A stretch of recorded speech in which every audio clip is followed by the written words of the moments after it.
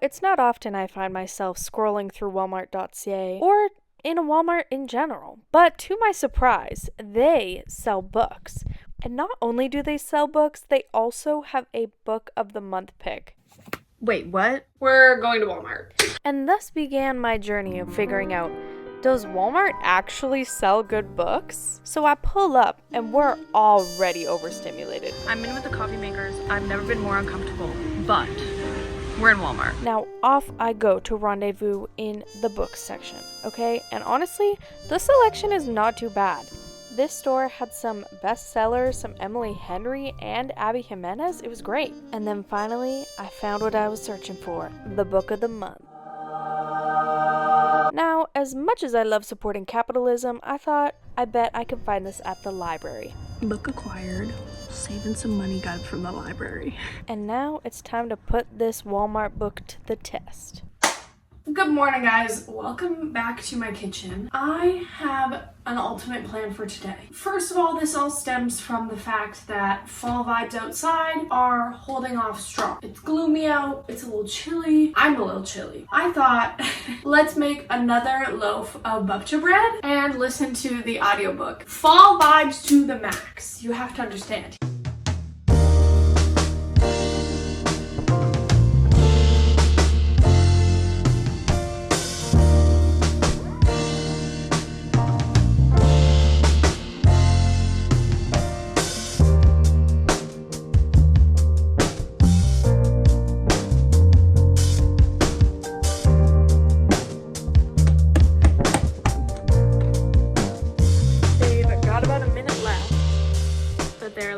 So good. I want to give you an update on how I'm feeling about The Best Lies because it's getting good. I don't read anything remotely scary or real world based at all. Okay, but I'm loving this book. The contents are super explicit and graphic, but it's not too bad. Like, it's not too scary. It's not like, I'm gonna throw up, this is horrible. It's like real world junk. I am on page 86. I am so involved with this book right now. I love the different point of views of Andy, Chris, and Leo. I like all the point of views equally, which is very surprising. Like, I can't tell you how much I'm liking this book so far, and I'm so surprised, okay? Like, Walmart, what the hell? This is such a good rec. Good morning! First of all, the nails are gone. I know, I apologize. They were press-ons. So last night I ended up putting on the audiobook for this. Got a little bit further. I'm on page 86. Not too far, but I'm still making good headway. So I'm just gonna hop into this today. We're gonna hop right into it. Dude, this is like webs on webs on webs. Like, who's working with who? I don't even know. This book is actually getting like crazy. This is so sketchy. I can't even.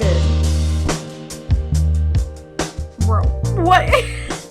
Wow. The Peppa Pig balloon is still going strong. Okay, I got an update. I am on page 150, just a little under halfway through now. And it's getting juicy, okay? There's something about this book that's just got a grip on me. I don't know why, but every single character we're introduced to, I don't know how to feel because I can't tell if they're good or bad. Obviously, I can tell that some people are very much bad, but most people, I'm like, we won't know till the end. So I'm kind of on my toes for that. I'm hoping they were all good and besties by the end, but there was a big twist like 10 pages ago that I did not see coming. So I'm just excited for what's in store for me coming up. We're gonna read for the rest of tonight, but I have to work early in the morning. So we're gonna just read for un petit peu and continue on tomorrow. All right, guys. It has been 2 weeks. Apologies, my sincerest apologies. I have just been so stressed out on external things that reading just hasn't been an option for me. But had a big life change. My work schedule's a little switched around, and now I can finally sit down and read. I think I can crank it out in the next 3 hours. It's like close to 11:30 at the moment, and I am so determined. I don't know if I'm excited. To be honest, it's been 2 weeks.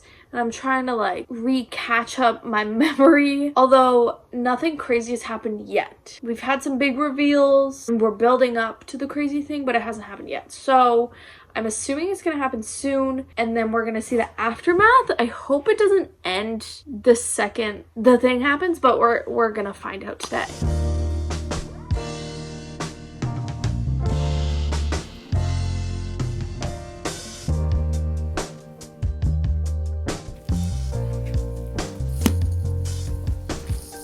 Oh snap. This is definitely spoilers. Maybe I should preface that. Okay, guys, there's spoilers. Welcome back to the whiteboard. Today, we're gonna be going through the web. So, in the beginning, we are introduced to our three main point of view characters. The main one is Leo. He loves math. Next up, we were introduced to Andy, and here's where the web starts. Andy and Leo were ex-lovers. So Andy, she is up and coming in the security space. She's watching out for this huge, giant pharmaceutical company.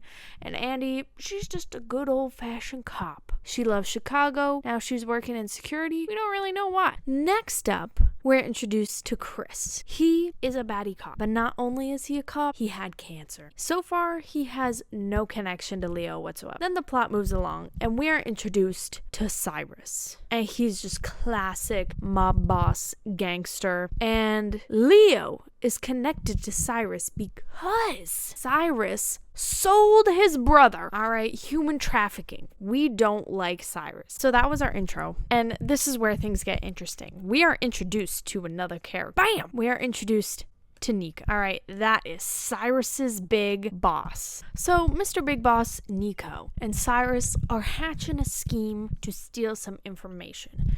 And lo and behold, guess whose information it is? Andy's. From her cybersecurity thing. I can't remember what it's called for the life of me. Andy's company is developing some crazy info and they plan to steal it and sell it to freaking China. Okay, so now we got China in on this. They are about to sell the goods. But then, this is the first plot twist. This is definitely spoilers. Maybe I should preface that. Okay, guys, there's spoilers. Now that we find out about the scheme between Nico and Cyrus, we're thinking, wait, but how are they going to pull this off? And then bam! Andy and Nico, they're working together. I literally gasped. What is she doing conspiring with Nico? And has been for the last 5 years? Hello, what's going on? And then Cyrus dies. He just straight up dies. And we're all going, yo, who killed this guy? And everyone's going, it's freaking Leo. Nico goes to Leo and asks him to do a big favor for freaking China. Obviously, Leo doesn't know it's China, but China is linked in on this everywhere. Leo's like, hold on a minute, I don't care. And so he's actually like, no, I don't want the job. Chris, this is where he comes in. He goes to Leo and goes, look, I work for the FBI. Okay, so now we're thinking, oh crap, the FBI is in on this? We know that you killed Cyrus. All right, we know you did it. And so, why don't you work for us? So then Leo starts working for the FBI undercover while working with Nico. All right, and then the final plot twist of the entire book is that Chris all along was working with Nico to get China some extra money because his buddy was Chinese. And then, of course, by the end of it all, these baddies get back together again. A lot goes down. That's all I can say. It takes a lot of brain power to get through this book.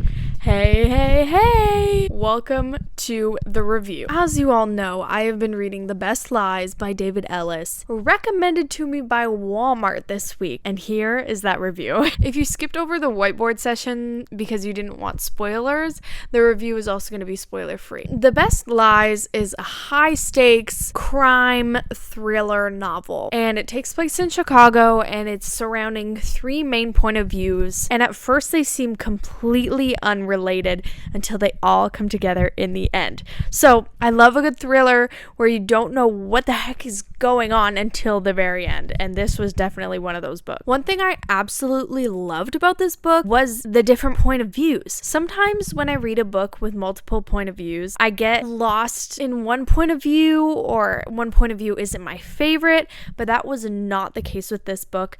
I absolutely loved each point of view individually, which never happens. This book was definitely out of my genre. Like, Walmart pushed me out of my genre to try this book, but I do not regret it. It was hard for me to pick up because it was such a heavy read. Like, I felt like I couldn't miss anything. With this, you're like connecting the dots and adding up things, and little things said here mean something, and it was very brain heavy book. But with all that being said, I feel very accomplished reading this book. By the end of the book, it just kind of felt like by the end of the book there were too many plot twists. Bad, and then this person's bad. You think they're bad, but then they end up like, a lot of twists, a lot of turns, definitely in-depth characters, but it was hard to follow who I'm rooting for, I guess, by the end of the book. Anyways, with all that being said, The Best Lies by David Ellis is getting a 3.75 stars from me today. I